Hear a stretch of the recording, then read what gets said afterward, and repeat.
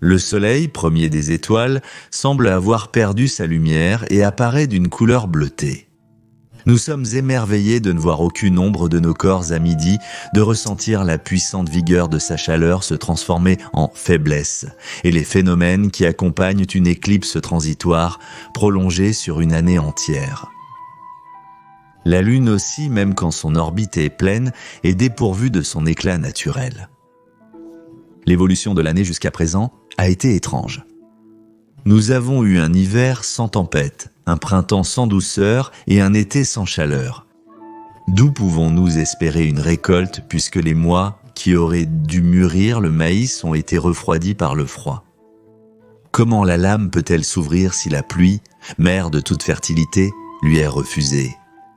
Les saisons semblent toutes mélangées et les fruits, qui avaient l'habitude de se former grâce à de douces averses, ne peuvent être attendus de la terre desséchée. L'air du milieu est épaissi par la rigueur de la neige et raréfié par les rayons du soleil.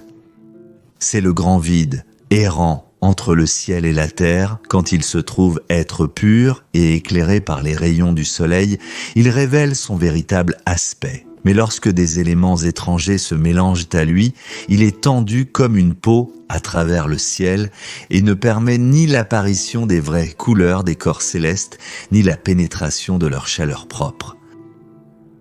Cela arrive souvent par temps nuageux pendant un certain temps. Ce n'est que sa prolongation extraordinaire qui a produit ces effets désastreux.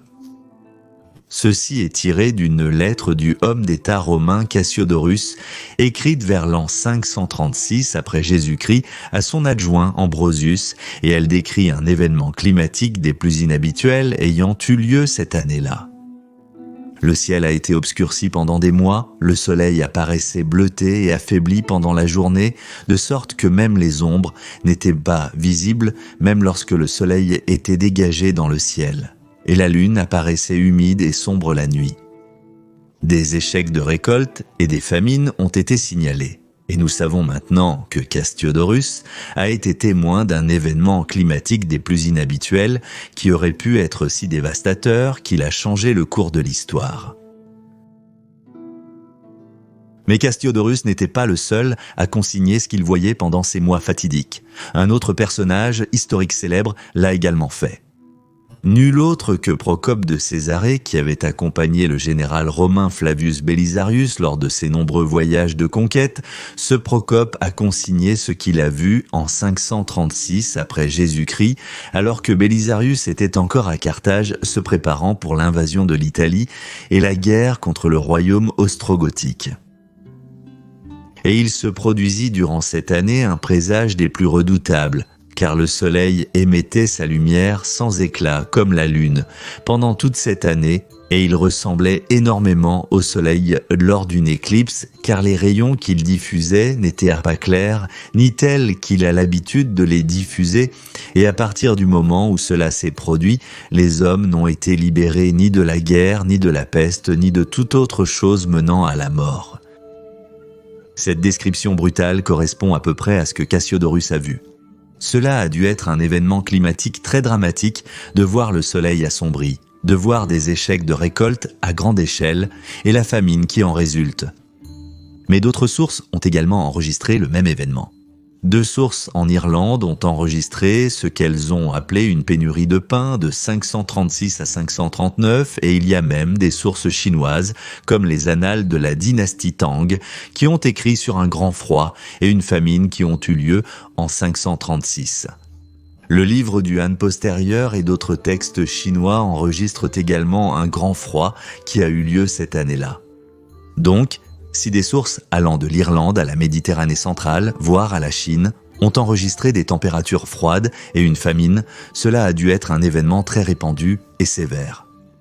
Nous pouvons maintenant reconstituer à partir d'échantillons de carottes de glace du Groenland où une concentration inhabituelle de particules volcaniques a été trouvée dans les couches de glace correspondant exactement à cette époque où cet événement était en effet réel.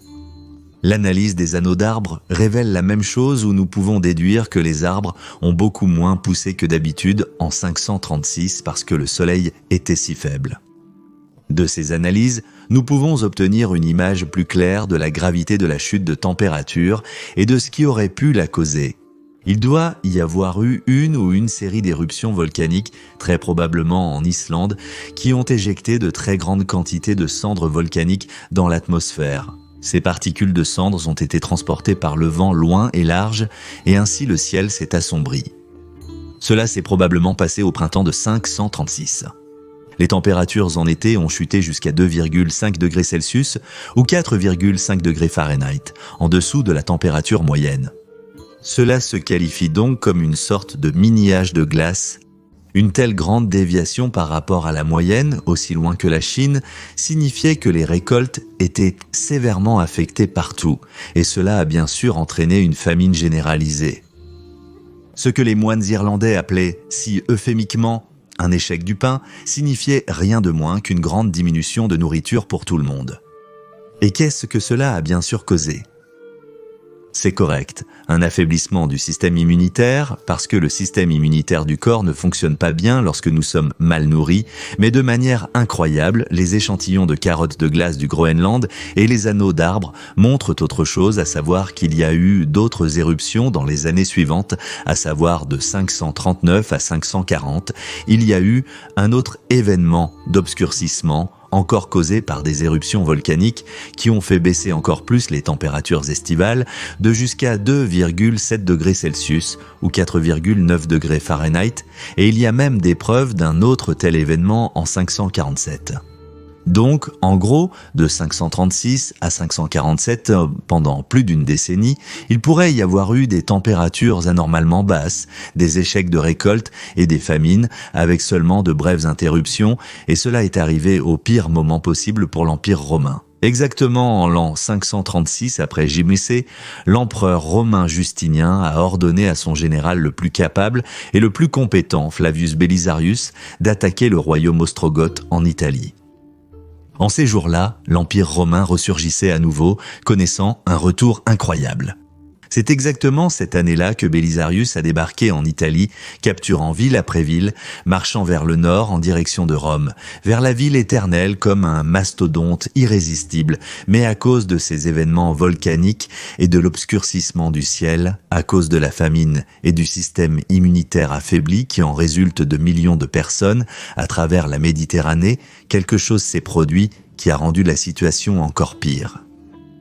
La peste est venue de l'Est, probablement transmise par des rats en 541 après JC, possiblement importée lors des guerres contre les Perses dans les années précédentes.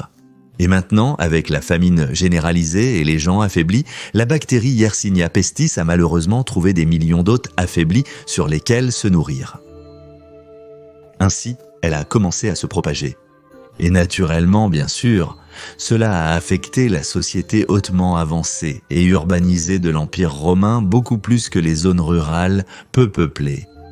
Parce que les Romains avaient des routes et des villes avec des centaines de milliers d'habitants, ils avaient des maisons de bains où la maladie pouvait être transmise encore plus facilement. Et ils n'avaient absolument aucune connaissance des bactéries et de la manière dont les maladies sont transmises. Et ainsi, des millions de Romains sont morts en 541 et les années suivantes, même l'empereur Justinien lui-même est tombé malade et a presque mouru, survivant de justesse. Et des milliers de personnes mouraient à Constantinople chaque jour.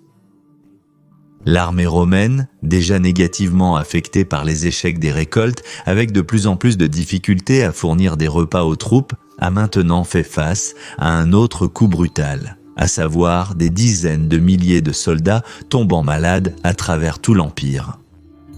La taille de l'armée, atteignant son apogée à la fin des années 530, avec une estimation de 350 000 troupes, a chuté à 150 000 en l'espace d'une décennie seulement.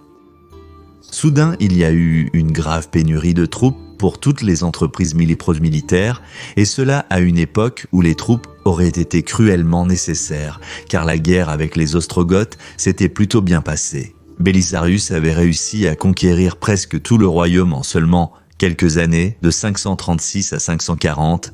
Belisarius avait réussi à conquérir presque tout le royaume des Ostrogoths, à l'exception des zones au nord du fleuve Pô. Mais il allait être rappelé parce que la Perse était à nouveau en progression. Mais ensuite, la peste a frappé, et ainsi, une guerre qui aurait dû être terminée a pu s'enflammer à nouveau, car les Ostrogoths ont immédiatement utilisé la faiblesse de l'Empire romain due à la peste à leur avantage, et ainsi, la guerre s'est prolongée pendant 15 années de plus, non en fait pendant presque 20 années de plus. L'Italie a été plongée dans l'obscurité, des villes entières ont été dépeuplées et ravagées par 2 décennies supplémentaires de guerre. Rome n'avait à un moment que quelques milliers de personnes restantes dans cette immense ville. Elle était presque abandonnée. La situation était si mauvaise à cette époque. Et comme avec les événements climatiques qui ont continué à se reproduire jusqu'en 547, la peste a également connu de multiples épidémies qui ont continué à se reproduire encore et encore, même jusqu'au 8e siècle. D'où les événements climatiques de 536, 539 et 547 ont été absolument dévastateurs pour le monde antique. Et en fait, ces événements ont changé le cours de l'histoire mondiale. Si ces éruptions volcaniques n'avaient pas eu lieu, je pense que le monde aurait une allure complètement différente aujourd'hui. L'Empire romain n'aurait peut-être pas chuté, ou si c'est le cas, alors beaucoup plus tard. Sans les éruptions volcaniques, il n'y aurait pas eu de baisse de température et d'échec de récolte. Par conséquent, pas de faim, pas de famine, et donc pas de système immunitaire affaibli de millions de personnes. Ainsi, l'épidémie de peste aurait été beaucoup plus lente et le taux de survie beaucoup plus élevé. Dans cet univers parallèle, les Ostrogoths n'auraient jamais connu une telle résurgence. Leur royaume aurait été complètement annexé dans les années 540. Ensuite, Bélisaire aurait été chargé de conquérir le royaume wisigothique, et connaissant Bélisaire, il l'aurait fait avec au plus 15 000 hommes, comme le gigachad complet qu'il était. Les Francs auraient tremblé devant la puissance de Rome, et ce n'aurait été qu'une question de temps avant qu'ils ne soient les Pericomnians les prochains sur la liste des royaumes reconquis. Car rappelez-vous, seulement 70 ans plus tôt, ces terres étaient romaines, et les Francs et les autres tribus germaniques les avaient conquises illégalement. Ces royaumes auraient été totalement détruits par la puissance de Rome, et en parlant de Rome, la ville de Rome n'aurait pas été plongée dans l'obscurité et le chaos total, et le Moyen-Âge en Italie aurait peut-être été évité. Dans ce scénario, exemptes de famine et de peste, les villes d'Italie et surtout Rome auraient été réparées et reconstruites. Et Rome, dans ce scénario, aurait peut-être brillé à nouveau comme un phare d'art, de beauté, de droit, de rhétorique et de culture. Mais hélas, les volcans ont éclaté dans notre chronologie. La famine et la peste se sont produites, et donc la reconquête des provinces perdues de l'Empire romain a brusquement pris fin. Ces temps sombres au sens le plus vrai du terme de 536 à 547, étaient le présage des choses à venir.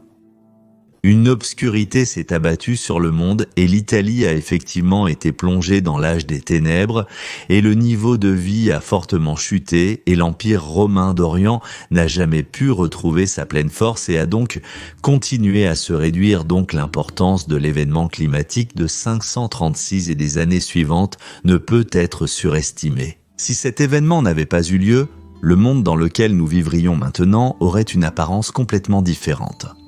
Comment cela se présenterait-il ? Votre hypothèse est aussi valable que la mienne. Si vous avez aimé cette vidéo, veuillez envisager de soutenir cette chaîne via Patreon ou via l'adhésion à YouTube, car c'est votre soutien qui rend cette chaîne possible. Vous auriez ma plus grande gratitude. Et bien sûr, merci à tous ceux qui soutiennent Majorianus. Vous êtes incroyables. Et si vous voulez en savoir plus sur comment le génie du général Belisarius a reconquis le royaume des Vandales avec seulement 15 000 hommes, vous pouvez regarder cette vidéo dans le coin supérieur droit. Mais si vous voulez en savoir plus sur la dévastation totale causée par les guerres gothiques, vous pouvez regarder l'autre vidéo dans le coin inférieur droit. Je dis encore merci à tous les amis de l'histoire romaine